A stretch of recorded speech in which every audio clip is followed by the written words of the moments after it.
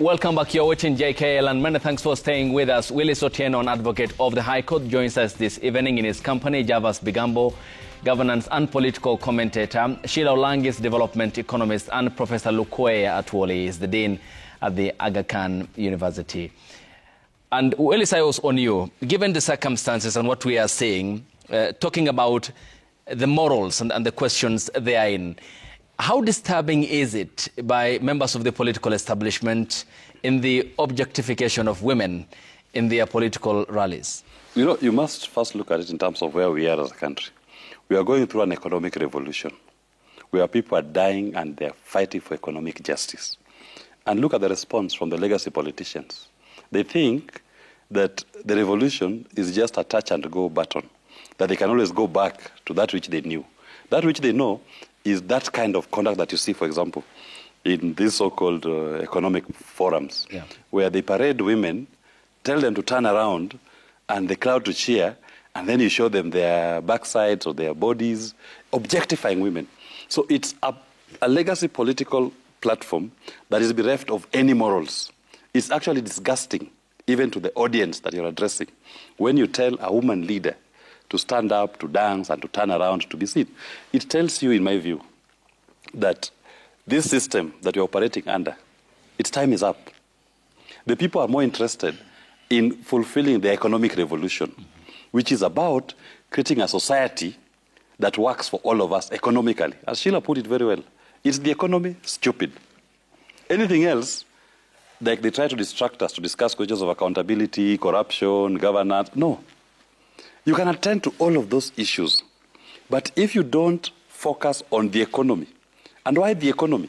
Look at the trigger of the Gen Z revolution, that economic revolution. To the finance bill. And why did the finance bill of 2024 trigger it? Kenyans were going through pain. They didn't have money in their pockets. But then you had here a piece of legislation telling you that in your poverty, in your misery, in your lack of money, I am coming to get more. I am now coming for a pound of your flesh to live a large life. But why did the government come to ask for more when even them they knew this was going to be unpopular? It's debt. Nobody's talking about our debt situation. 70% of your revenue is going to pay for debt. You are left with 30 shillings, 30%. 30 shillings out of every 100 Kenya shillings. With 30%, you need almost 50 to pay salaries. You need 35 to send to counties. What remains for development? They keep going back to the market to borrow. And these are conversations that I assure you, Ayub, no legacy politician will want to have it. Why? Because they are the ones who took these illegal debts. They'll rather come and burden the Kenyan people with the obligation to pay for this. And before we address the debt question, we will have more and more protests. Even if you 100% address the questions of corruption, even you address the extrajudicial killings, Kenyans will still come out because you'll be coming back to them every year, every day, to raise their taxes, charges, and levies. We must get that odious debt. Who in your view are the original sinners? Because Kibaki left us with something... In fact, by the time when Kibaki was leaving, we were only paying 18% of our revenue was going to debt finance. So which means out of every 100 Kenya shillings, 18 shillings was going to finance debt. A very comfortable space to be. Today, it's 70%. Who are the original sinners? The original sinners is William Ruto and Uhuru Kenyatta. Their administration, the people who perpetuated it, who endeared it, Aden Duale, moved a motion in Parliament to amend the PFM Act to allow for spending of debt taken abroad at source without even landing in the exchequer account. That is how Eurobond 1, for example, that money, $2 billion, only $1 billion could be accounted for that landed in Kenya. $1 billion landed in a private account in Qatar. The second person was Mbadi, who seconded the motion, moved by Duale. The other person we must pay attention to is the Accountant General, the ones who opened fake accounts in the JP Morgan, the Kenya sovereign account. So we must name names and we must call them to explain how is it that today you are telling us our debt stock is 11.5 trillion. And you keep coming to the Kenyan people as the sovereign to finance that theft. And we did not receive the 11.5 trillion. You cannot show us projects in this country today that are worth 11.5 trillion in 12 years. That, to me, is the problem. All right. And we must address it as a people. Yeah. We do issue-based politics that is focused on the economy. Okay. And the economy can be better in a country where institutions are functional. That brings us to the question of Parliament, Javas. Other than the objectification of women in their political rallies, they have the power over the purse. And all these allocations, not without their approval, can they go under the radar? How did it happen that all these flew under their attention with no accountability? Parliament is the backbone of governance in Kenya. When you look at matters legislation, when you look at matters oversight, when you look at matters allocation of sufficient resources to government institutions, all that is done by Parliament. But over time, of course, we have seen the limitation and the challenge that Parliament has always continued to be. And many times, Parliament working so hard, of course, to let down Kenyans. And that is despicable. Now, when you look at the economic situation and the indices, some of the variables that even my brother Willis has mentioned to do with the state of the economy, the national debt, unemployment issues that we were deliberating on a little earlier, these are issues that have not been faced by our leaders in a very critical and courageous way. Now, Kenya is not in the worst place if we're to look at real statistics. Now, let me pick, for instance, unemployment. When you look at unemployment rates, Kenya, when you look at just the African continent, Kenya ranks at number 27 with 5.4 unemployment percent. The leading one is South Africa with 33%, followed by Djibouti at 28%. You come and find other countries such as Eswatini with 25% unemployment. Now, between all these issues, you realize that people with between the ages of 20 to 30 are the ones that are in this challenge of unemployment. And every single year, close to 60,000 young people are getting into the job market from the 79 universities that we have, both private and public. And the youth bulge challenge, we need to factually face these issues. So in terms of comparative analysis of the situation of countries in Africa, I would say we have got countries that have got a huge unemployment challenge than Kenya. But the issue is that Kenyan people, the youth and ordinary citizens, are more woke. They are more deliberate about demanding for accountability and service delivery from their leaders.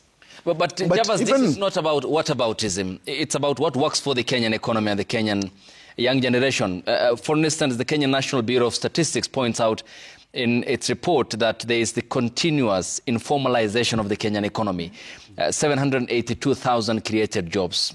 All that in the informal sector. What was accounted for in the formal sector was roughly about between 75,000 and 78,000. Then how did we deliberately fail to plan when we knew that we had a population growth and we have been churning out graduates from universities? What were the plans that were supposed to have been commensurate to those numbers? You know, my father has always told me that even if your grandfather was tall, you have got your own growing up to do. Now, we as a people, through our leaders, we have refused to grow up. And that's why constantly we're engaging in what I call the hot air balloon politics, that are the top level in the air, and down here there are real issues that we need actually to confront. When you look at the political collage, the economic collage of Kenya, you realize, yes, we've got the informal sector, we've got the formal sector and whatnot, but the myriad challenges are issues that we need to confront.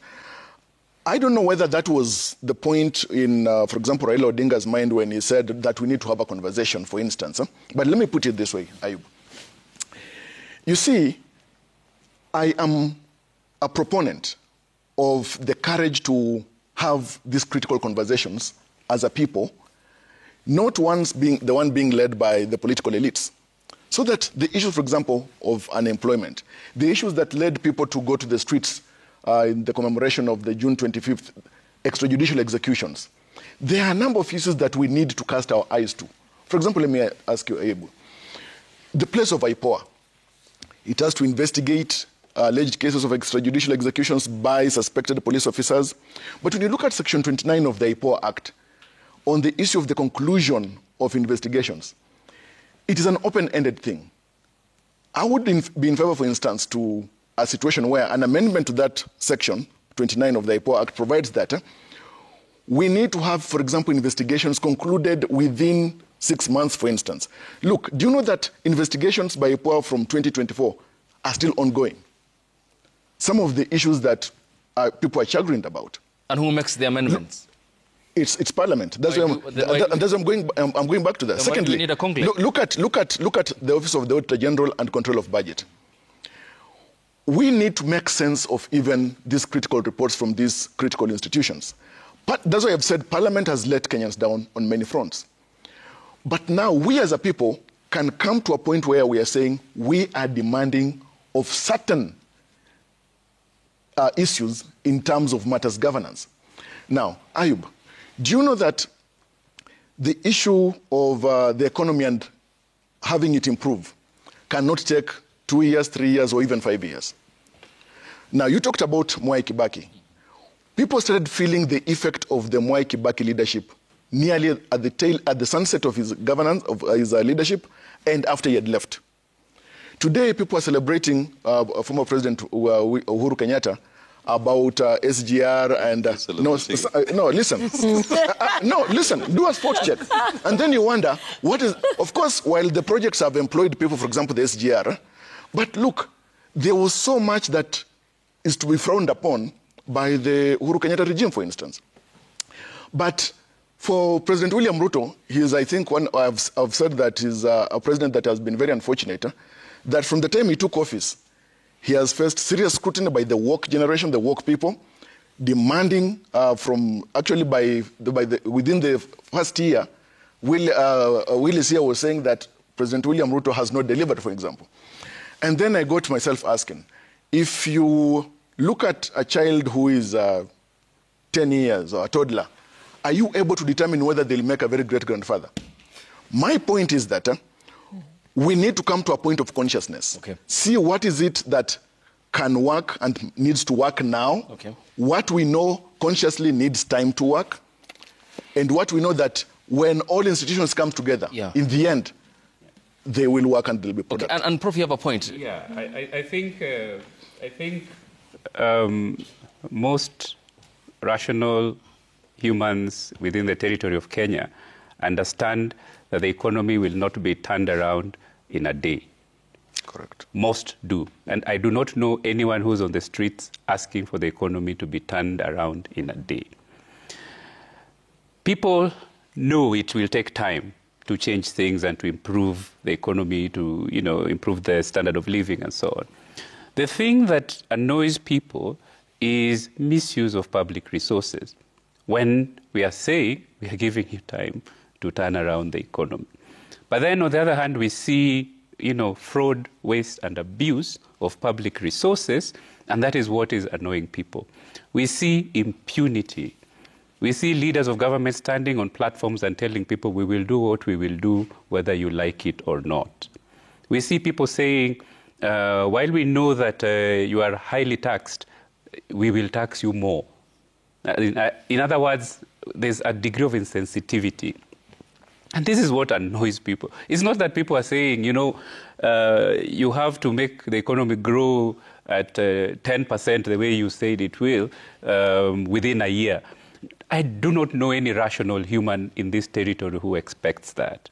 But people expect to see that the people who have been given stewardship of national resources are managing them responsibly. That they are not wasting, they are not stealing, they are not misusing, and they are not abusing.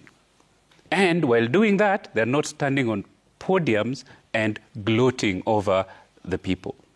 I think if somebody in leadership was sensitive and said, I understand you're suffering. We are doing the best that we can to cushion this. It will take time to grow the economy. The little that we have, this is how we are spending it to improve your lot. I don't know that people will go to the streets and say, stop doing that. I think this is, it's a problem of values. It's a problem of how the leaders are carrying out their leadership tasks. You know, this Constitution of Kenya 2010 was a product of a revolutionary moment. Mm-hmm. It was a revolution. It made promises that would never have been made in this republic in the past. And they went through partly because the people who would have opposed those things, some of them slept on the job because they thought, they have fixed the small things that they thought they don't want there. But then the promises remained. And that revolution was then handed over to counter-revolutionaries. It was handed over to people who were against the revolution. And they were told, steward this revolution going forward. Make sure it works. That was always going to be a challenge. So as time goes by, we are going to have people who truly believe in that revolution, yes, then gradually taking charge and stewarding it in the right direction.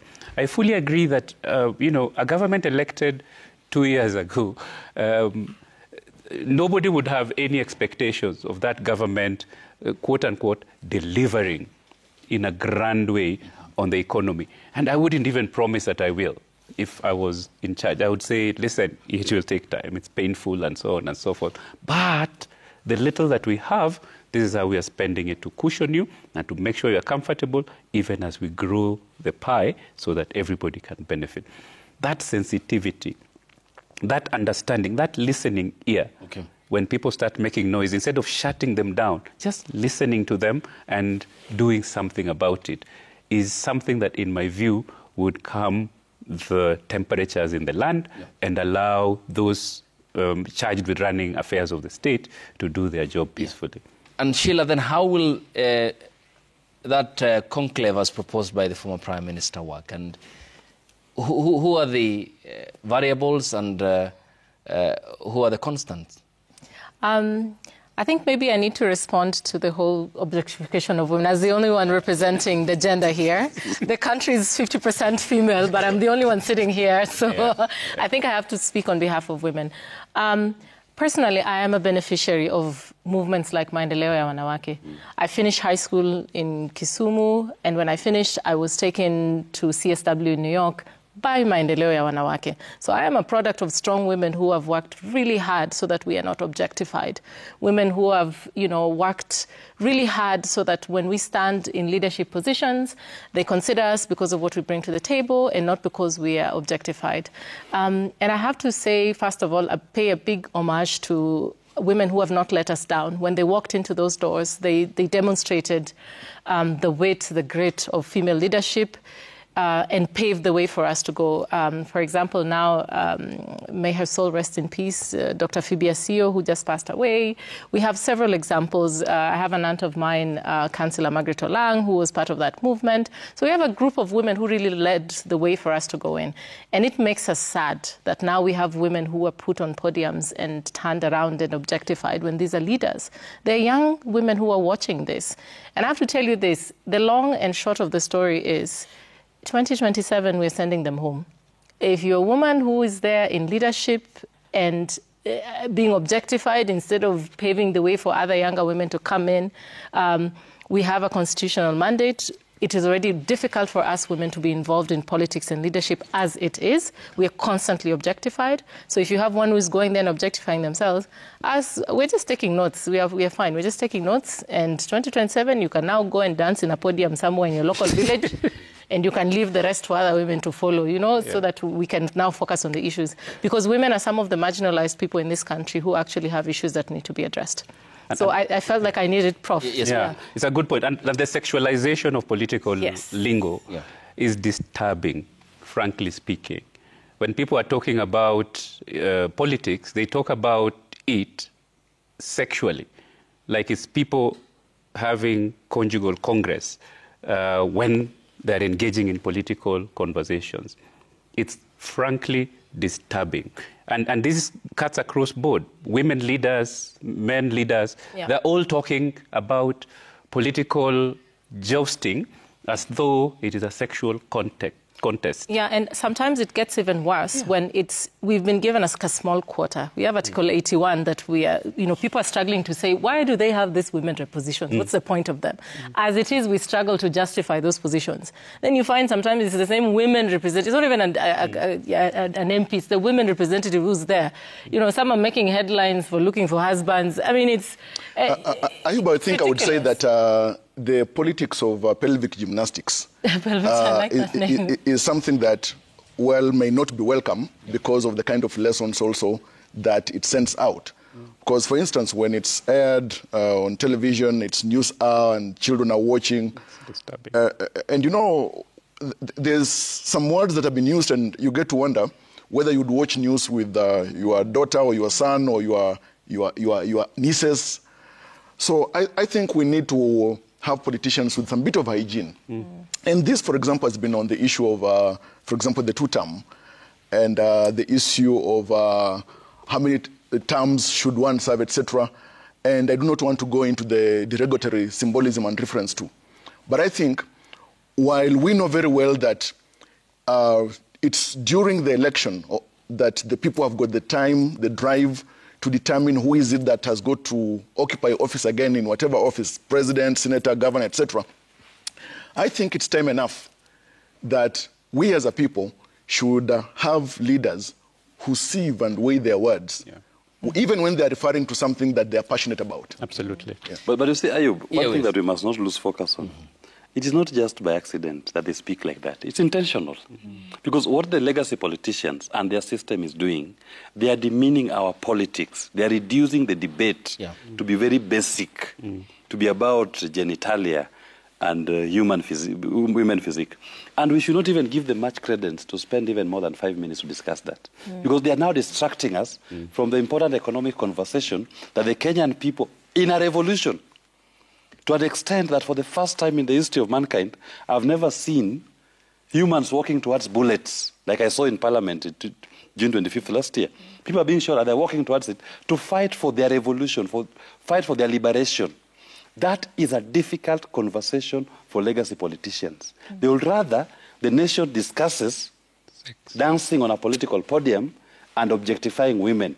So when we pay attention to it, but we give it very little premium, but we focus on the main issue, which the Kenyan people are dying out of the streets for. Kenyans are not dying on the streets because of a woman dancing. Kenyans are dying on the streets because of the failed economy. But and that revolution, let's just finish this. Let's just finish. That economic revolution is one that will benefit all Kenyans, irrespective of their gender, of their age, their political party, for as long as you have an economy that works for everybody. Yes. Okay, ladies and gentlemen, then that takes us to the other important component about lives and the young people we have lost. The failure in accountability. What happened to Boniface Kariuki, the mask vendor, Albert Ojwang, who died in a place that ought to have been the safe space where he would have been protected and presented before a court of law, the young people's voices, and who continue to call for good governance after the break. Plus, also the IEBC and what awaits the Erastus Ethicon-led commission ahead of the 2027 elections. What are the priority areas, the quick fixes, the pending by-elections across wards and constituencies in the country? All that after the break with the lady and the gentleman here on the bench. Stay tuned.